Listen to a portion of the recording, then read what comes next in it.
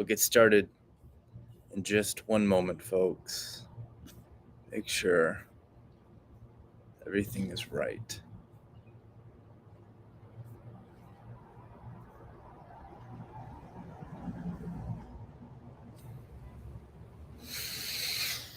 Okay, here we are. If you're at home and you're tuning in, I encourage you to eliminate all distractions and really get present with me.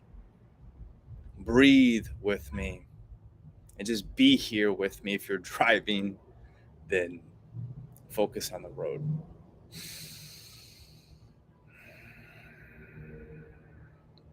But if you are going to tune in, focus.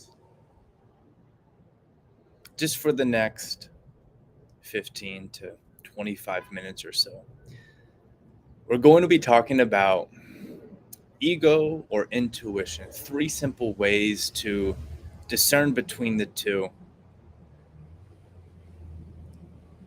I believe the best place for us to start is to define what I mean when I point to the words ego and intuition. Your ego, whenever you are operating within the ego, you feel a sense of separation. You feel a sense of either looking up to someone or looking down to someone, as opposed to whenever you are operating within your intuitive self, you are looking side to side at your equals. There's no looking up or looking down. You look to the side. When you're operating within your intuitive self, you feel connection. That doesn't eliminate the difference between us, because there are a lot of differences, but being different doesn't mean being separate. When you're operating within your ego, you feel separate. Now, it's really important to have this skill set, to have the awareness, to be able to discern between the ego and the intuition, because if you are operating within your ego under the impression that you are operating within your intuitive self, you're going to wind up getting yourself in some challenging situations. You're going to wind up hurting other people. You're going to wind up hurting yourself. You're going to wind up looking in the mirror and just realizing that you're playing so small. You're not actualizing your potential when you are operating within your ego. When you're operating within your intuitive self, this is when your gifts really begin to shine. This is when your voice, your creativity really starts to ground itself. And for perhaps the first time ever, you really start to cultivate this ability to really serve people. Not just get more likes or engagement on social media, but really serve people. And there's a huge difference there.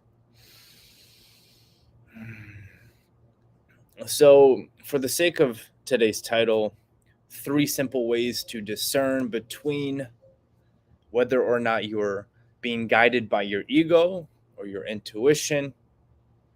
Let's start with way number 1.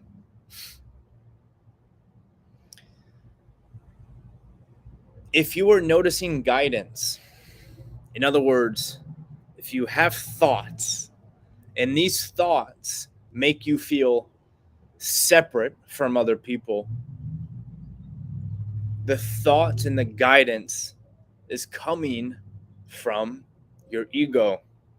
That's way number 1. If you feel disconnected from other people, these thoughts are untrue,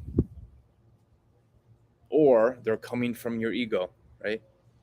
Regardless of regardless of whether or not you've been thinking those thoughts for a long period of time and they just feel so real, they feel so familiar to you, if they also make you feel separate, disconnected from the whole, from another individual, from a group of people, it's coming from your ego. That's way number one. Okay. And on the contrary, right? If the thoughts you notice, if the guidance you receive makes you feel connected to other people, these thoughts, this guidance is coming from your intuition, the thing inside of you that we can't measure, the thing inside of you that is all knowing, the thing inside of you that can see 100 years into the future, 100 years into the past. That's way number one.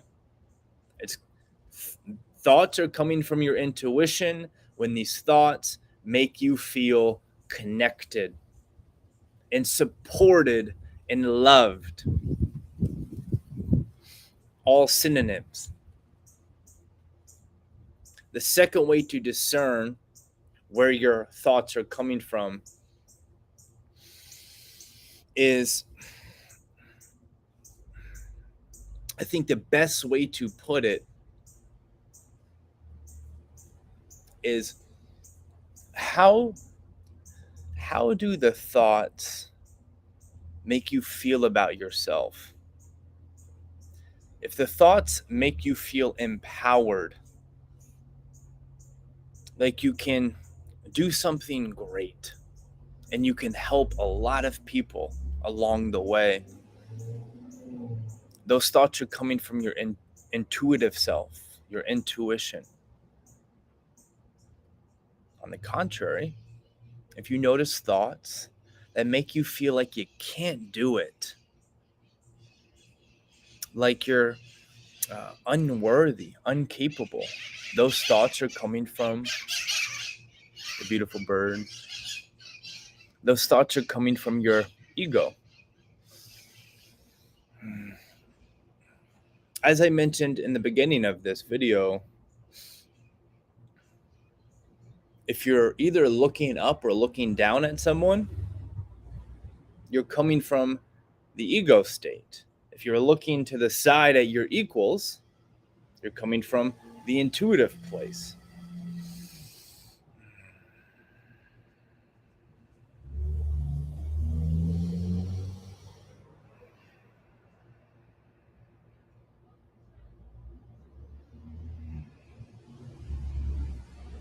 Many people limit themselves when they operate within the ego's framework. When they operate in this state of, I can't do it,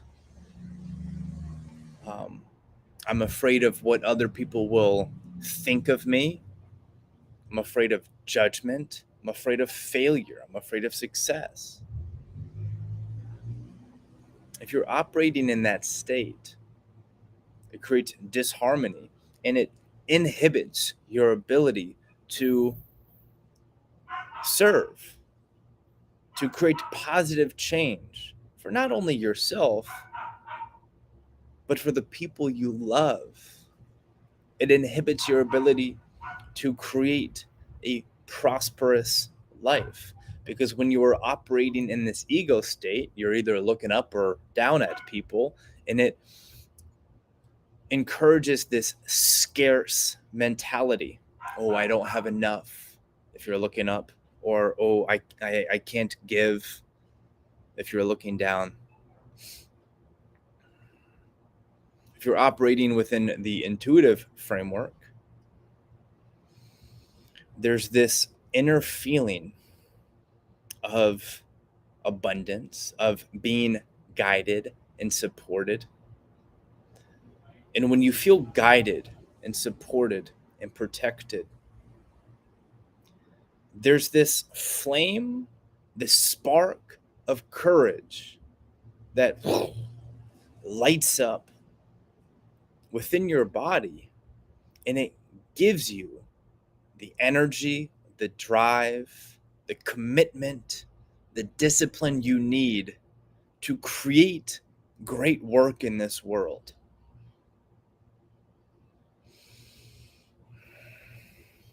The only reason people ever give up on their goals is because they're operating within the ego's framework. I can't do it. I'm not good enough. Now's not the right time. So, if you want to experience what it's like to have literally limitless discipline, where you are so driven in a relentless way that also is harmonized with this peace and this bliss, the way you do that is you always operate within your intuitive mind's framework. So, to make this talk practicable, so that you're able to raise your consciousness and create a very prosperous life for yourself, for everyone around you, start practicing what Bashar calls the emotional guidance system, where every thought that passes, you take it through a framework. So you're not unconscious to your thoughts. You're very much conscious and aware and sensitive to your own mind. And the framework you take it through is you notice the thought. You ask yourself, if I were to focus on that thought, how would that thought make me feel? And then you check in with yourself. And based off of how that thought makes you feel, will determine and dictate where that thought is coming from, whether it's coming from the ego or the intuitive self. So, to give you an example, let's say you're sitting, you're chilling, and let's say you have a goal of creating more business for yourself. And let's just say you are a real estate coach, right? Or not a real estate coach. Let's just say you're a real estate agent. For whatever reason, there's a lot of real estate agents that follow me. I suppose it's because there's so many people in real estate. So we'll use this as an example. You're a real estate investor. I don't know what they call you.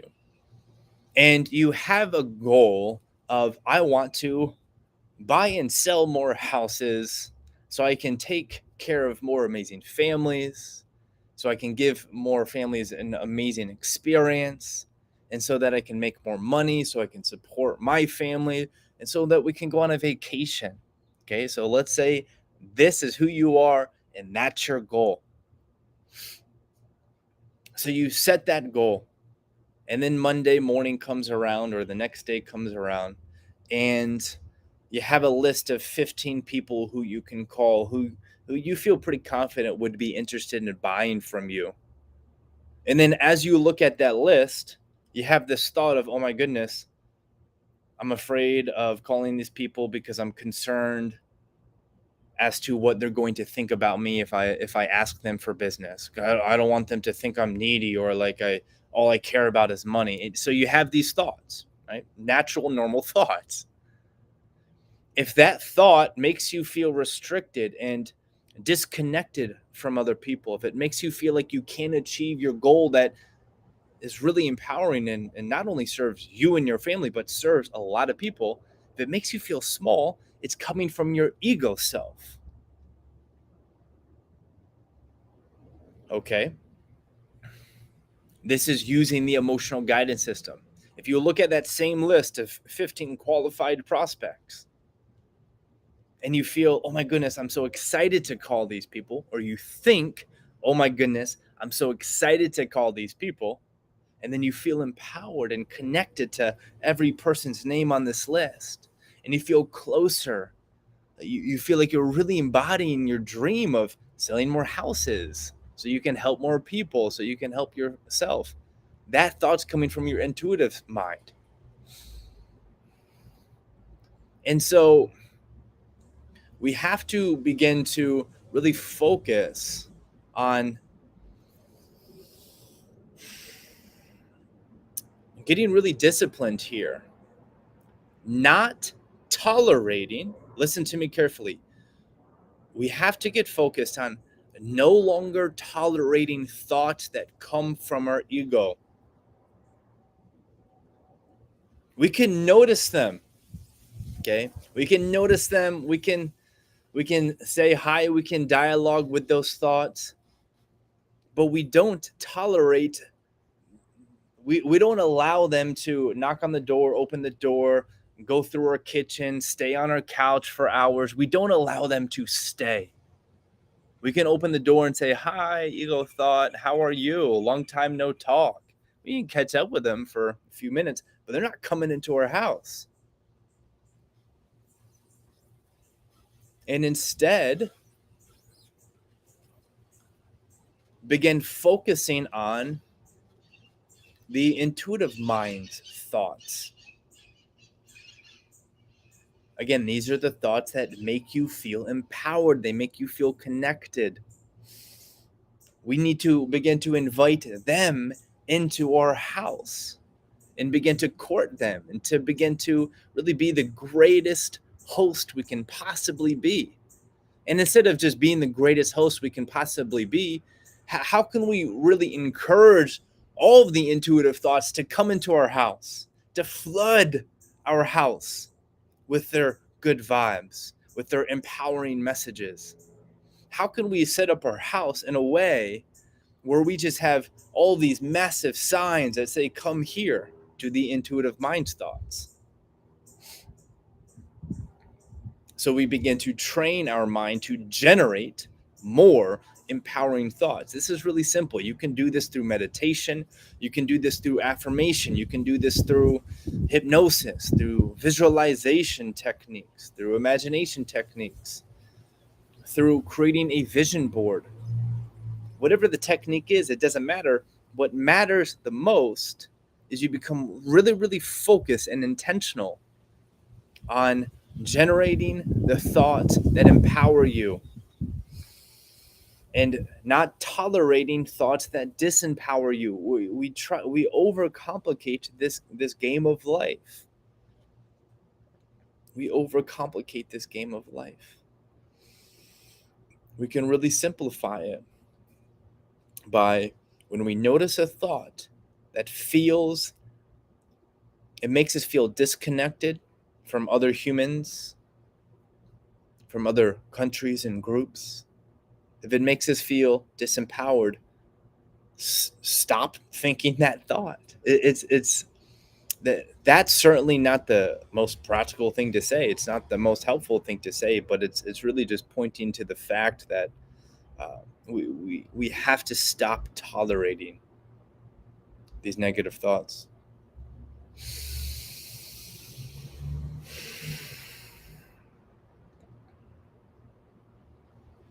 If you've watched this entire video, please comment down below. Let me know what your number one takeaway was.